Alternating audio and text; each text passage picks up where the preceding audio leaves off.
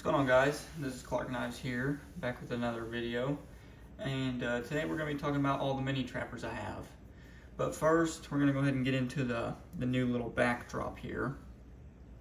O'Reilly Auto Parts, the best auto parts store in the world. And I got this sweet little, it's a mouse pad, but I'm going to use it as a backdrop because I think it's pretty sweet. I got a couple of them just from, it was like we got a whole bunch of them just to give out to like people that people that work at the store, the shops that we have and stuff like that. We give them a gift and stuff like that. So I picked up a couple myself. I've got one where my computer is, and then I thought I'll have an extra one just for whatever. And I think it's going to be a good backdrop. It kind of helps focus my knives really well. So I hope y'all like this, and I like it quite a bit just because, like I said, it helps focus my knives really well. Like, you can really see them good just because of the dark backdrop. So we're gonna go ahead and get into it. These are my 3 mini trappers that I own. I haven't had too many more mini trappers. This is probably my favorite case pattern besides like the medium Stockman or like the large Stockman. So I've got three main favorite patterns from Case, and it's the mini trapper, the Stockman, and the full-size trapper. I carry a full-size trapper with me a lot, but I used to not like the full-size trapper very much, so I used to always just carry a mini trapper, and that was one of the main knives that I carried for a long time just by itself. I didn't really use any other knife. There was just a couple knives before I got into YouTube and everything. There was just 2 knives that I carried the most of, and it was this one and my chestnut jig bone medium Stockman, which pretty cool story. I didn't even really know much about Case knives until later on, whenever I started doing YouTube and figured out how, I guess, rare or sought after specific bone patterns were. So I was toting around my chestnut, medium Stockman, not even knowing that it was a pretty sought after knife. I mean, that doesn't really say too much, but I just thought it was kind of neat. I had a pretty cool knife and didn't even know it, to be honest. But anyways, I guess we'll go ahead and start. I'm going to go ahead and start with this one. We're going to go ahead and get these others out of the way just so we can focus on one at a time. This is my, of course, mini trapper in black synthetic or black Delrin, for those of you that call it Delrin and stuff. But on the box it says black synthetic. Now on these knives you got your main clip blade and spay blade. Clip blade is just for like everyday use, stuff like that, just cutting anything and everything, and all that. But the spay blade was made for not necessarily just castrating, but it was made for castrating, and just like on the full-size trapper, it was made for hunters. And whenever they were skinning an animal or getting the hide off an animal, if you didn't want to puncture anything, you could use this knife because it's pretty dull. And that way you don't, stab into whatever you're trying to cut. You've got this nice little belly so that you can keep working without puncturing anything with the tip. It does have a little bit of a tip, but it's not gonna mess anything up too bad. But anyways, as you can see, we got nickel silver bolsters on this one, brass pins, brass liners, and I don't know if you can tell very well, but this knife has got some pretty good use to it. This Delrin here is nice and scuffed up and banged up and everything. I just threw this in the pocket, kind of used it and abused it, just like a normal case knife should be. So you got a couple chunks out of it and everything, but these Delrin knives are really good for your typical hard use. I've banged on the bolsters and tightened them up and stuff, just from using my knife for some things that it shouldn't be used for. But anyways, this is let's see here, let me count these dots. 2022. Yep, 2022 case. And you can tell just by counting the dots on this knife. Case does a system 10 dots. Each year you take off a dot. So there's 2 dots taken off this one since there's only 8. So it makes it a 22. And then you can tell by the different case letters. I'll show you these different tank stamps as we get on to the other knives, but this is a 2022 just by the tank stamp. Overall, it's got a pretty good patina. It's in carbon steel, as you can see, USA 2207 CS for carbon steel, and got a nice patina going. I've used this knife a lot,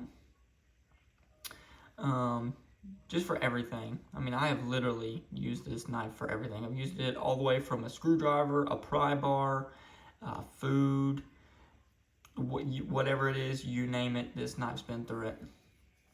And then here's the spay blade. Nice little patina on this one. Yup. Okay, so we're going through that one. And then this next one is my Case Chestnut Jig Bone Mini Trapper. I loved the Chestnut Jig Bone so much from my medium Stockman, and after I kind of figured out what it was, I went on the hunt for a mini trapper. And I've had a good amount of chestnut bone in my life, and the only ones that have stayed in my collection were the mini trapper and the medium Stockman. I won't ever get rid of that medium Stockman just because it's been through quite a bit. It's had a lot of pocket time. Usually, if my knives get a lot of pocket time, I usually end up holding on to them. I had a swayback Gent in the chestnut jig bone, and it had this CV, which I liked it, but it was a little too small, and I really didn't carry it much, so I ended up getting rid of it. I sold it off to Mr. 865 Knives. If you don't know who that is, go check him out. He's a pretty cool guy. It's the old OG gangster. But anyways, this knife just has some very beautiful bone on it. As you can tell, of course, it's more of a orange slash darker. Sometimes it can be red. Sometimes it's just orange. Sometimes a really bright orange. I don't have a very good example with me right now of what the orange looks like, but this is kind of what your typical chestnut jig bone looks like. Got the nice jigging, and a lot of the times, kind of like this, the jigging will be, it'll look like it's been pocket worn a little bit, so it's not as sharp on the jigging as most of your typical case knives are. So that's why I really like this chestnut jig bone. I guess I should have. There's no gaps in this knife, and then the back springs are pretty flush. I like to pay attention to the back springs of how flat they are. The centering on this knife is pretty good. That spay blade is almost straight down the middle. You can push it over and kind of get it to be straight down the middle, and then this clip point, of course, it's to the left there. But anyways, on this one, absolutely no gaps. Back springs are nice and flat. No gaps whatsoever. Just a good knife. And then here is your clip point blade. And this is a 2018, I'm pretty sure. They started this tank stamp in 2011. There was 5 dots and 5 X's. So all 5 dots are gone. Got 2 X's left.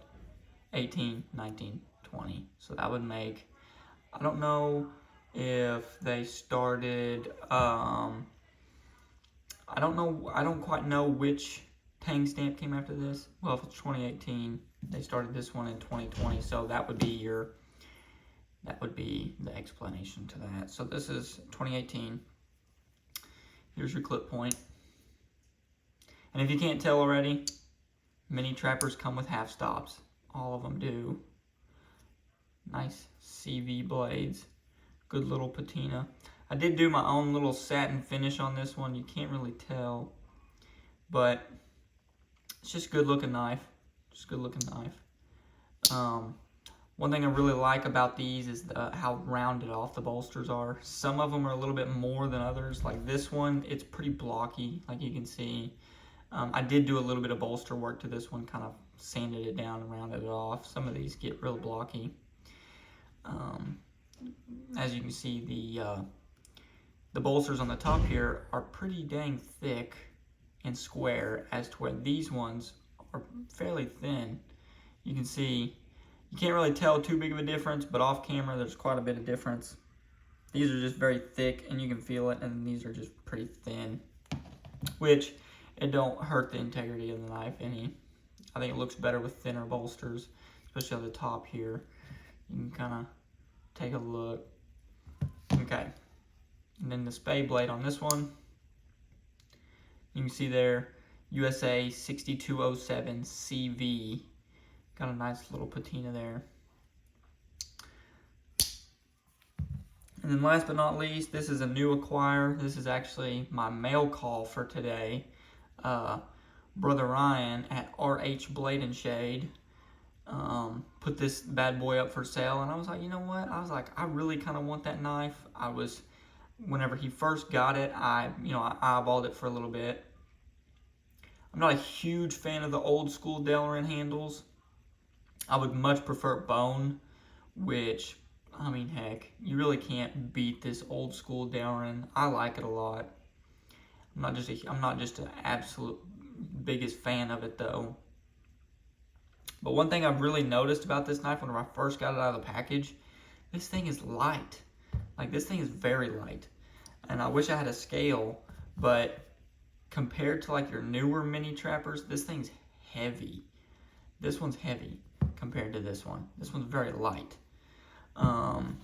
Even the same stuff, like, I mean, yeah, we're missing a good amount of blade there, and that may play a big part in it. Like, we've got the little pin blade versus the spade blade. But even so, this thing's significantly lighter than this knife right here. So I don't really know what the deal is there. Maybe just older stuff, older material, not as heavy. I don't know. Maybe the back springs play a part, because these are carbon steel back springs versus stainless steel back springs. But anyways, of course, as you can tell, this is a mini trapper. At least I would call it a mini trapper. Some people wouldn't. But you look at this knife, and they look identical, except for the blade. Excuse me. On your older case knives, the blades were a lot different. Like, if you look at a case knife, like a full-size trapper this year, it's a lot different from your newer model full-size trappers. The blades are a lot different. They were more of an actual clip point instead of a California clip point, which I would consider this a California clip point, and I would consider this just a normal clip point blade. So there you have it. Okay, I didn't go over. This got brass pins, brass liners, nickel silver bolsters. Both of those do. Most of your newer mini trappers do. This one's got nickel silver pins, nickel silver bolsters, and brass liners. One thing I really like about these older case knives is the carbon steel back springs. So, you know, you tote this one for a while. The back springs are all still nice and shiny because they're stainless steel, but you get a patina on the blades since they're carbon steel. That's not the case. The back springs will get a patina along with the main blades, and that's one thing I really like. It just adds more to it. You know, you can look at a patina on a blade and be like, dang, that's nice, and then you can look like, oh dang, he's even got the back spring patina, which is nothing better than the back spring patina.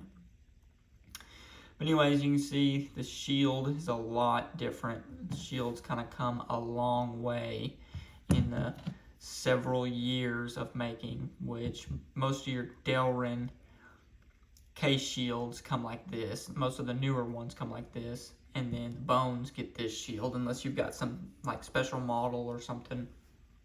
But anyways, all your older case knives had this shield. There wasn't many that were different than this. Most of them had this shield. And I guess I could explain this to you.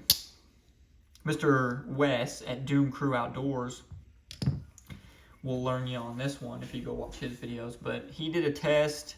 A lot of people don't really know what the difference between carbon steel and chrome vanadium is. And while I would say there's not a huge difference just because they both patina up and they're both carbon steels, he says that this is pretty much carbon steel, the CS is pretty much your 1095 carbon steel, as to where your CV is pretty much your 01 tool steel. So for all you Great Eastern Cutlery nerds, this would be like your old school 71s versus your new school 71s. So you've got the 71s in 1095, which will be this one. Then you got the 71s that would be in 01 tool steel, like this one. And I'm pretty sure, I don't know this, I don't know very much about the old ones, but I'm pretty sure these are just 1095 carbon steel. They didn't mark them back then, and I'll get into the tank stamps here in just a second, but they didn't mark the blades. You just got the tank stamp and then the number. That was it. As you can see, no gaps. Everything's nice. Clip point blade is very center, strike down the middle. The pin blade is off to the left a lot there. I don't think it rubs. At least there's no marks on the actual pin blade. But while I'm at it, you still got the half stops.